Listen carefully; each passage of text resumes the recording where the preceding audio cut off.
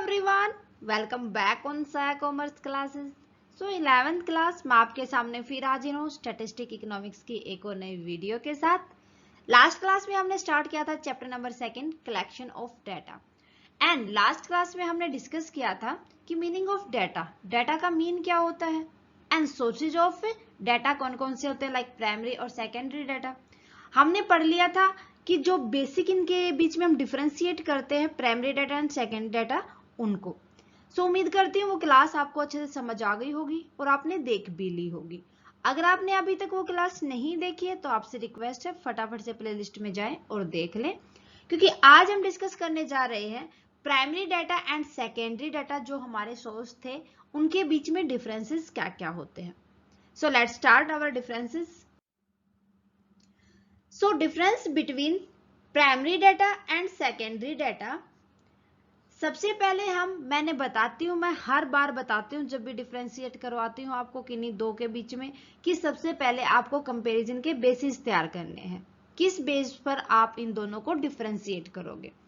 अगर इस तरीके से अगर आप बेसिस को लिखोगे क्वेश्चन के अंदर तो उसका इम्पैक्ट बहुत ही अच्छा जाता है आपके एग्जामिनर पे। ओके, सो बेसिस की अगर हम बात करें primary data and second data में, सबसे पहले हम डिफरेंशिएट करते हैं ऑन बेस ऑफ मीनिंग।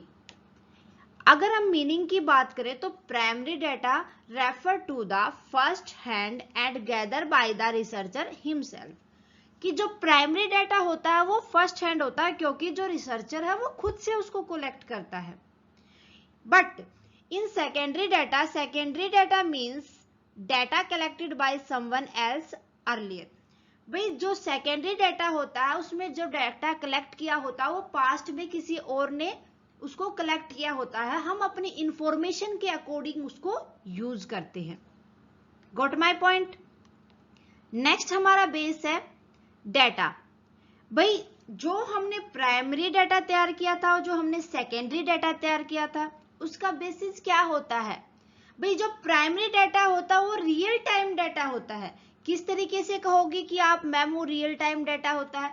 भाई जो ऑब्जर्वर होता है, जो रिसर्चर होता है, वो खुद जो इंफॉर्मेंट होता है उसके पास जाता है, उसे इंफॉर्मेशन गैदर करता है जिस टाइप की उसकी इंक्वायरी होती है।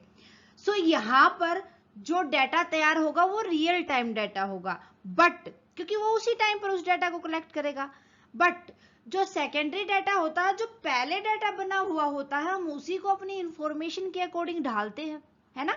तो जो सेकेंडरी डाटा होगा वो पास्ट डाटा होगा, जो पास्ट में किसी और ने तैयार किया था, हम उसको अपनी इंफॉर्मेशन के अकॉर्डिंग यूज करते हैं। Got my point. फिर नेक्स्ट बेसिस है प्रोसेस। प्राइमरी डाटा की हम बात करें तो प्राइमरी डाटा के अंदर रिसर्चर खुद जाता है इंफॉर्मेशन, जो इंफॉर्मेशन देने वाला होता है, जो इंफॉर्मेंट होता है उसके पास, ठीक है। तो वो क्या होगा, जो बंदा गया है रिसर्चर है वो खुद इन्वॉल्व हुआ उसके अंदर, दैट मीन जो इन्वॉल्वमेंट ऑफ द रिसर्चर की बात करें तो प्राइमरी डाटा के अंदर वेरी इन्वॉल्व होता है, वो अपनी इंफॉर्मेशन खुद लेके आता है तो प्रॉपरली उसके अंदर इन्वॉल्व होता है। बट जो सेकेंडरी डाटा होता है वो हम किसी दूसरे के डाटा के बेस पर ही इंफॉर्मेशन लेते हैं, किसी दूसरे के डाटा को हम यूज करते हैं। तो यहाँ पर अगर हम प्रोसेस की बात करें तो ये क्विक एंड इजी होती है, फटाफट से हम दूसरे के जो उसने डाटा तैयार किया था उसको उठाएंगे और अपनी इंफॉर्मेशन के अकॉर्डिंग ढाल लेंगे, ठीक है। तो जो ये प्रोसेस होते हैं यहाँ पर प्राइमरी डाटा की वो वेरी इन्वॉल्वमेंट की होती है क्योंकि रिसर्चर को खुद जाना होता है। सेकेंडरी डाटा के अंदर ये काम बहुत ही क्विक एंड इजीली हो जाता है क्योंकि वो किसी और की इंफॉर्मेशन जो उसने पास्ट में इकट्ठा की थी उसी को यूज करता है। Got my point. चलिए नेक्स्ट।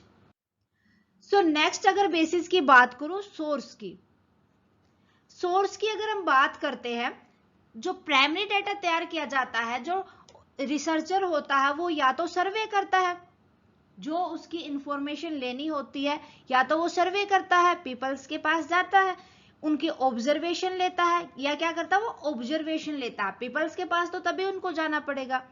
या एक्सपेरिमेंट, कोई भी एक्सपेरिमेंट करके देखता है वो, अगर जिस टाइप की उसको इंफॉर्मेशन चाहिए है अगर उस एक्सपेरिमेंट से वो मिल जाती है तो सही है, अदरवाइज उसको छोड़ देता है। फिर क्वेश्चनियर, भाई जो हमारी प्रॉब्लम है उससे रिलेटेड 15 या 20 क्वेश्चन तैयार कर लिए जाते हैं, फिर उस क्वेश्चंस को हम पब्लिक के सामने रखते हैं, उनके रिव्यू लेते हैं, तो वो भी एक प्राइमरी डाटा हो गया। उसके बाद पर्सनल इंटरव्यू, हम घर घर जाके लोगों से पूछते हैं कि उनकी उस रिगार्डिंग टॉपिक के लिए क्या सलाह है, क्या वो सोचते हैं, अगर इनोवेशन करना है तो किस तरीके से करना है। सो प्राइमरी डाटा के सोर्स ये सब होते हैं। लेकिन जो सेकेंडरी डाटा होता है वो पहले से तैयार होता है, ठीक है, जिसको हम रीयूज करते हैं। तो इसके सोर्सेज हो जाएंगे गवर्नमेंट पब्लिकेशन, वेबसाइट जो गूगल से हम सर्च करते हैं, बुक्स वगैरह से इंफॉर्मेशन लेते हैं, जो जर्नल आर्टिकल्स होते हैं वहां से हम इंफॉर्मेशन लेते हैं, इंटरनल रिकॉर्ड्स होते हैं वहां से हम उसको डाटा को कलेक्ट करते हैं और अकॉर्डिंग टू आवर इंफॉर्मेशन उसको यूज कर लेते हैं। क्लियर है? सो नेक्स्ट बेसिस की हम बात करते हैं कॉस्ट इफेक्टिवनेस। आप जितना मैंने बताया उसके हिसाब से मेरे ख्याल से आपको आइडिया हो सकता है कि कौन सा ज्यादा कॉस्टली होता है और कौन सा कम कॉस्टली होता है। भाई जो प्राइमरी डाटा होता है वो हमें पर्सनली कलेक्ट करना पड़ता है, पर्सनली कलेक्ट करेंगे तो वहां पर जाना पड़ेगा, हमें जाना पड़ेगा तो हमारा जो रेंट वगैरह देना पड़ेगा हमें व्हीकल का, या हमें अपने पर्सनल व्हीकल से जाएंगे तो वहां पर हम पेट्रोल वगैरह का खर्चा करेंगे। हो सकता है कि हमें उनके लिए कुछ ऐसे पेपर्स वगैरह भी तैयार करने पड़े जिसके लिए हमें पैसे लगाने पड़े। तो जो प्राइमरी डाटा होता है वो ज्यादा एक्सपेंसिव होता है, ना कि जो सेकेंडरी डाटा होता है। जो सेकेंडरी डाटा होता है इकोनॉमिकली होता है, भाई कैसे हमें कैसे पैसे देंगे, हम किसी को देने की नीड ही नहीं है, हमने तो डाटा किसी और का उठाया है, उससे फोटोकॉपी किया या हमने डिटो उसको उतार लिया है, फिर अपने अकॉर्डिंग यूज कर लिया है। सो जो प्राइमरी डाटा होता है वो तो ज्यादा एक्सपेंसिव होता है, और जो सेकेंडरी डाटा होता है वो इकोनॉमिकली होता है, कम एक्सपेंसिव होता है। ओके, कलेक्शन टाइम की मैं बात करूं तो कलेक्शन टाइम भी अब आपको समझ ही आ गया होगा। प्राइमरी डाटा में ज्यादा टाइम लगता है, लॉन्ग प्रोसेस होती है। क्यों? क्योंकि वहां पर हमें पर्सनली जाना पड़ता है, जो इंफॉर्मेंट होते हैं उनके पास, उनसे इंफॉर्मेशन लेनी पड़ती है। तो अगर हम वहां तक जाएंगे, उनसे इंफॉर्मेशन लेंगे, कोई इंटरेस्टेड होता है, कोई इंटरेस्टेड नहीं होता, तो इन सब प्रोसेस के अंदर बहुत ज्यादा टाइम लग जाता है। सो जो प्राइमरी डाटा कलेक्शन होता है उसके अंदर जो टाइम लगता है वो बहुत ही लॉन्ग होता है। बट सेकेंडरी डाटा के अंदर शॉर्ट पीरियड होता है, क्योंकि हमें खाली इंफॉर्मेशन वहां से एक ही जगह हमें पता है कि वहीं से मिलनी है, हमें बार बार ना कहीं कहीं न जाने की हमें नीड होती है, ना हमारे मन में ये डाउट होता है कि वो पर्सन हमारे साथ इन्वॉल्व होगा या नहीं होगा। सो कलेक्शन ऑफ टाइम की बात करें तो सेकेंडरी डाटा के अंदर शॉर्ट टाइम पीरियड होता है। ओके, चले आगे। फिर उसके बाद नेक्स्ट बेसिस की हम बात करें स्पेसिफिक। भाई स्पेसिफिक मींस जो प्राइमरी डाटा होता है और वो रिसर्चर अपनी नीड के अकॉर्डिंग उसको यूज करता है, उसको कलेक्ट करता है, तो वो हमेशा स्पेसिफाइक होता है रिसर्चर की नीड के लिए। लेकिन जो सेकेंडरी डाटा होता है, जो मैगजीन वगैरह के अंदर लिखा होती है चीजें, जर्नल होते, जो जर्नल आर्टिकल होते हैं उनके अंदर होते हैं, हो सकता है कि वो हमारे लिए बेनिफिशियल हो सकता है ना भी हो। सो जो हमने पर्सनली जाके डाटा कलेक्ट किया है वो तो स्पेसिफिक होगा ही, ऑलवेज भी स्पेसिफिक। लेकिन जो हमने किसी और का डाटा हम यूज कर रहे हैं वो हो सकता है कि स्पेसिफिक हो, ना भी हो सके। ओके, तो वहां पर डाउट आ जाता है। So always specific to the researcher need. जो प्राइमरी डाटा होता है वो हमेशा रिसर्चर की नीड के अकॉर्डिंग ही होता है। बट सेकेंडरी डाटा मे और may not be specific to researcher needs. जो सेकेंडरी डाटा होता है वो हो सकता है कि रिसर्चर की नीड के अकॉर्डिंग हो और ना भी हो। ओके, फिर उसके बाद हम बात करते हैं एक्यूरेसी एंड रिलायबिलिटी। सबसे ज्यादा विश्वास लायक डाटा कौन सा होगा?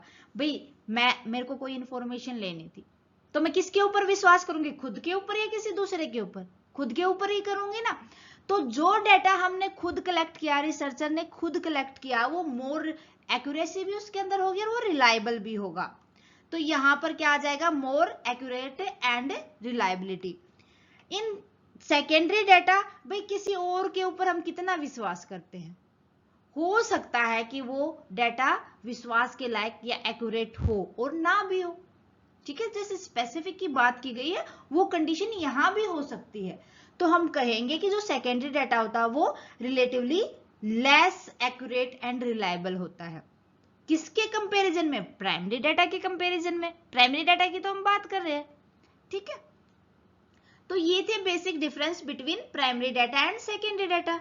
उम्मीद करती हूँ आपको अच्छे से समझ आ गए होंगे।